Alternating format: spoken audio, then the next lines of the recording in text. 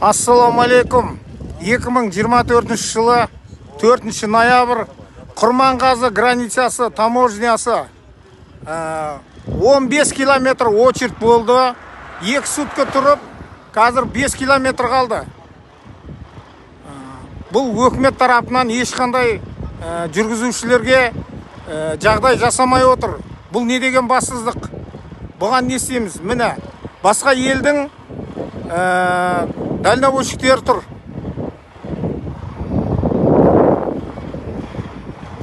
Да, брат, мы тоже вот двое суток стоим, 15 километров, тут очередь, прямо на дорогу. В любое время авария может случиться. Ночь сел и стоим.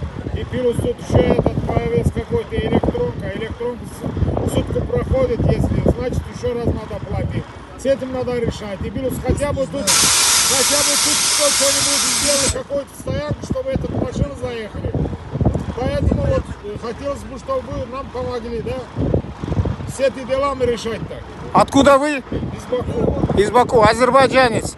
Вот, ребята, очередь длинная совсем, 15 километров. Через 2 суток только вот 5 километров остался до границы.